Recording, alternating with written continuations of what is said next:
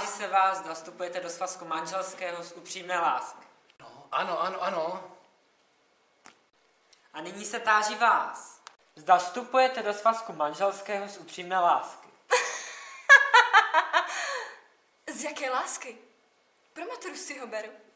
Pak je vše v naprostém pořádku. Všechny si mě berou jenom pro maturitu. A nakonec jsem předseda maturitní komise.